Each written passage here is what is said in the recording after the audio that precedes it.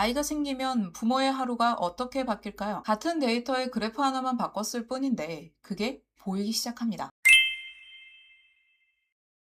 일단 제목을 가지고 판단을 해보시면 돼요. How different groups spend their day. 그룹별로 자신들의 시간을 어떻게 보내느냐에 대한 거거든요. 그리고 미국에서 조사한 데이터들 자체가 그룹을 상당히 세분화해서 나눠놓은 것들이 있습니다. 그리고 지금 왼쪽 위에 있는 이 부분의 설명들이 어떤 버튼을 누르냐에 따라서 굉장히 많이 바뀔 겁니다. Everyone이라고 하는 건 지금 전체 그룹들이 하루라고 하는 시간을 어떻게 쓰느냐. 지금 정확히는 오전 4시부터 시작을 해서요. 다음날 오전 4시까지 이 정도의 하루를 어떻게 보내느냐. 요거를 한번 파악해 보실 수가 있을 것 같습니다. 근데 솔직히는 알고 있어요. 아무리 인터랙티브를 살려놨다고 하더라도 각자 마우스로 둘러가면서 확인을 하거나 직접적으로 클릭해서 보지 않는 이상은 이런 그래프들 자체가 이해하기 굉장히 쉽지 않은 형태라는 건 먼저 알고 계시는 게 좋습니다. 자, 그리고 지금 첫 번째 에브리원이라고 되어 있는데 오른쪽 위에 있는 이 부분들이 다 일반적인 버튼들이거든요.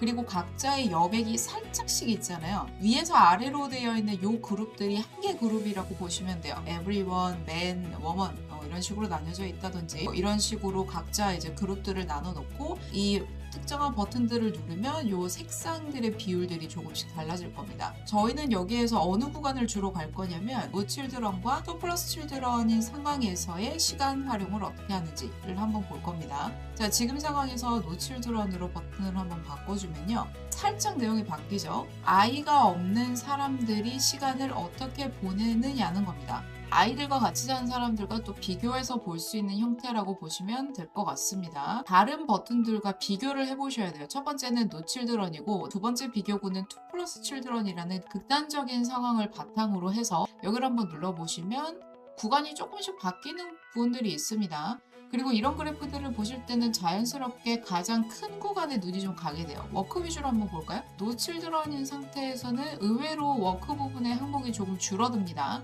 대신 다른 하우스홀드, 트래블링, TV 앤 모비스 이 구간이 늘어나면서 이 구간이 조금 더 줄어든다는 걸 볼 수 있어요. 그런데 2 플러스 칠드런 같은 경우에는 눌러보시면 워크가 늘어나면서 패밀리 케어나 아니면 다른 트래블링이나 TV 앤 무비나 이 부분들이 줄어드는 걸 확인하실 수가 있습니다. 그러면 이런 상황에서는 나와 있는 대표적인 멘트나 아니면 타이틀이나 이런 내용들만 가지고 판단을 해야 되느냐? 저도 처음에는 그렇게 알았는데 여기서 한 가지를 더 클릭을 해볼게요. 자, 지금 여기 워크라고 되어 있는 부분 있잖아요. 이 부분을 한번 클릭을 해주시면은 워크라고 되어 있는 부분만 따로 떨어져서 전체의 몇 %를 차지하고 있는지가 나와요. 그래서 대부분은 점심시간에는 20% 이상 정도만 일을 하고 있는 상황이고 오후로 넘어가거나 아니면 오전 중에서는 일이 한 전체의 40% 정도를 차지하고 있는 상황이라고 보시면 됩니다. 되게 늦게까지 일하시는 분들도 있네요. 그렇죠? 이거는 이제 모양을 가지고 정확히는 영역 그래프를 가지고 파악을 한 거고요. 제가 이 그래프 처음 봤을 때도 좀 의외라고 느끼는 게 투 칠드런 이상이 되면은 오히려 일하는 시간이 좀 늘어나는 것 같다라는 게 좀 의외였어요. 아이가 없는 상황에서는 오히려 여가나 다른 쪽에 시간을 조금 더 쓰는 것들이 생기지만 아이가 있는 상태에서는 일에 조금 더 몰입을 하거나 아니면 집중을 하는 시간들이 조금 더 많구나라고 판단해 볼 수가 있습니다. 나와 있는 건 한 번씩 다 눌러보세요. 네, 그래서 오른쪽으로 가면은 잡을 서치한다거나 아니면 에듀케이션 그 다음에 쇼핑을 한다거나 이런 식으로 각자의 항목들에 따라서 아이가 없는 경우와 아이가 있는 경우 이런 방식으로 좀 나눠서 보실 수가 있습니다. 이렇게라고 보시면 돼요. 예를 들어 저녁 6시에 대부분의 사람들 중에서 1분은 슬리핑을 하고 있고 어떤 사람들은 지금 퍼스널 케어 그래서 개인적인 가족들을 돌본다든지 아이들을 돌보는 시간들이 있을 수 있고 그 다음 비중이 좀 넓어지죠. 그리고 TV 앤 모비스가 의외로 좀 높네요. 6시 기준으로 했을 때는. 그런데 개인적으로 그래프를 보고 이런 내용들을 일일이 파악을 하거나 개별적으로 다 읽는 거는 이건 데이터의 형식을 보여주는데 오히려 좀 해당되는 상황이고 특정한 스토리텔링이 필요하거나 아니면 특정한 그룹에 대한 시선들이 필요하다 했을 때는 요거 다음 단계로 조금 더 그룹을 나눠보시거나 아니면 조금 더 그룹을 한정 지은 다음에 체크를 해보시는 것도 좀 더 도움이 될 것 같습니다. 데이터를 그룹별로 나누면 스토리텔링이 됩니다. 앞의 데이터에서 제작자가 아이를 가지게 되면서 뭔가 스파크가 떠올랐다면 바로 그래프를 그릴 수 있는 상황이죠. 같은 데이터를 데이터 시각화 전문가인 네이선 야오의 시선으로 재편집한 그래프로 보죠. 차트가 좀 많은데 친절하게 읽는 법부터 소개해 주셨더라고요. 그래프의 큰 축은 18세 미만의 아이의 유무고요. 세로축 기준으로는 하루 동안 해당되는 행위를 몇 분 정도 하느냐의 기준입니다. 아이가 없는 가정과 아이가 있는 가정에서 대부분의 이전에 했던 행동의 시간은 줄어들 것 같죠? 보고 있는 슬로프 차트들도 대부분 오른쪽 아래로 향합니다.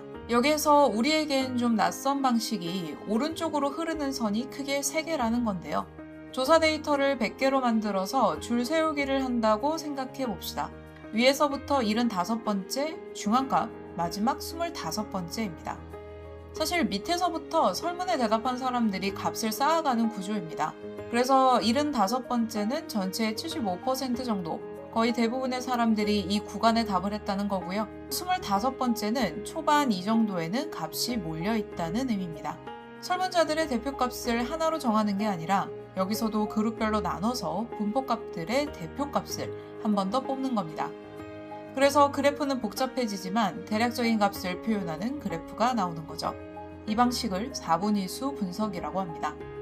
여기에 아이가 없는 사람들과 시간 사용을 비교해 봤을 때 시간이 줄어든 활동은 연두색을 기반으로 점점 짙어지게, 시간이 많아지는 활동은 분홍색을 기반으로 점점 더 짙어지게 처리하는 거예요. 시간이 줄어들었다, 늘어났다라는 개념에서도 최소한의 차이를 두는 거죠. 우리가 일반적으로 생각하는 그래프보다는 설명하는 범위가 확장되었다고 보시면 됩니다. 이제 개별 그래프로 볼까요? 아마 대부분 짐작하시겠지만 시간이 줄어든 항목이 꽤 많습니다. 여기에서 아이가 있는 부모님들이 공감할 만한 몇 개 항목을 뽑아서 색상 순으로 재정렬했어요. 오른쪽에서 왼쪽, 아래에서 위 순서대로 10에서 20% 감소, 20에서 40% 감소, 40% 이상 감소한 항목입니다. 대표적으로 지인과 가족과의 전화는 다른 항목에 비해서 작은 수준이긴 하지만 줄어들긴 했네요. 다른 항목에 비한 수준은 연두 색상이 조금 더 옅고 변화선의 기울기가 완만하다는 걸로 추측할 수 있습니다. TV나 영화를 보는 시간은 세로축의 최대값이 꽤 큰 편이죠. 하루에 250분이라고 하면 대부분은 줄어들었다라고 판단하는 겁니다. 독서는 어떤가요? 최대값이 120분에 달하는 아이 없는 시기에서 아이가 있는 시기에는 최대값이 80분으로 줄어드네요. 대신 이 활동은 최소값의 차이가 크게 없어 보입니다. 책 좋아하던 부모님들이 있다면 육아 시간의 비용을 더 크게 체감하겠죠. 옆에 레저를 위한 컴퓨터는 어떤가요? 여기는 최소값 구간도 상당히 줄어들고 있습니다. 독서보다는 즐거움을 위한 컴퓨터 활동이 더 영향을 많이 받는다고 해석할 수도 있겠네요. 이제 시간이 40% 이상 감소한 항목을 볼게요. 아마 취미 부분에서의 예술이나 공예 활동들이 해당될 겁니다. 3가지 값이 사이좋게 줄어들고 있죠. 취미를 넘어선 수업 수강은 어떨까요? 전 이 부분이 자기계발이라고 생각하는데 기울기로는 이 항목이 굉장히 가팔라요. 특히 자기계발과 재테크 등의 관심이 높아진 요즘 아이 있는 부모들의 고민이 이 구간에서 굉장히 커질 거라고 생각합니다. 그리고 가장 슬픈 항목은 전 여기라고 생각하는데 휴식하고 생각하는 시간이죠. 의외로 최소값은 큰 변화가 없습니다만 중앙값 변화가 큰 것으로 보입니다. 단순하게 쉬는 시간이 줄어들었다는 건 정신적으로 많이 지치는 활동이라는 거죠. 얼마 전 생일 선물로 시간을 선물 받고 싶다고 한 워킹맘 지인의 사례가 생각났던 항목이었습니다. 물론 줄어든 항목만 있는 건 아니긴 하죠. 색상이 분홍색으로 바뀐 그래프들을 보자면 주로 가정 돌봄이라던가 건강을 위한 케어 등이 늘어난 것으로 보입니다. 주요 키워드를 케어로 볼 수 있을 것 같은데요. 저는 이 데이터도 충분히 긍정적일 수 있다고 봐요. 자기 개발에 집중하는 부모님들도 가족과의 시간을 늘리고 싶다거나 가족을 위함이라는 게 큰 동기로 작동하는 케이스를 많이 보거든요. 자, 그럼 정리해볼까요? 첫 번째, 데이터를 그룹으로 나누면 스토리텔링이 된다. NIT는 전체 평균을 인터랙티브로 잘 정리해놨어요. 그런데 거기서 끝이죠. 네이선 야우는 같은 데이터에서 아이의 유무 하나만 잡았을 뿐인데 이야기가 생긴 거거든요. 전체를 다 보여주려 하지 마시고 그룹 하나를 잡아보세요. 거기서 이야기가 시작됩니다. 두 번째, 변하지 않는 항목을 찾아보세요. 그래프를 보면 뭐가 올랐나 떨어졌나에 눈이 가잖아요. 그런데 오늘 가장 인상적이었던 건 워크가 변하지 않는다는 거였어요. 일은 그대로인데 나머지가 전부 재배치되고 있죠. 움직이지 않는 걸 기준점으로 잡으니까 나머지 변화가 확 체감됩니다. 세 번째, 평균만 보지 말고 분포를 같이 보세요. 독서 항목에서 25번째 백분위는 거의 안 변하는데 위쪽은 크게 떨어졌잖아요. 원래 안 읽던 사람은 잃을 게 없고 많이 읽던 사람이 타격받는 거예요. 평균만 보면 줄었네로 끝인데 분포를 보면 누구의 시간이 줄었는가까지 읽을 수 있습니다. 결국 데이터는 어떻게 자르느냐, 어디를 보느냐, 얼마나 쪼개느냐에 따라서 전혀 다른 이야기를 해주죠. 같은 숫자도 시선을 바꾸면 새로운 이야기가 보입니다. 영상 시청해주셔서 감사드립니다. 도움되셨다면 좋아요나 구독 버튼으로 알려주시거나 정보디자이너 센으로 검색하셔서 데이터 시각화 관련한 정보도 받아가시길 바랍니다. 알림 버튼도 환영이고요. 댓글로 궁금한 부분 남겨주시면 언제든 답변 드리겠습니다.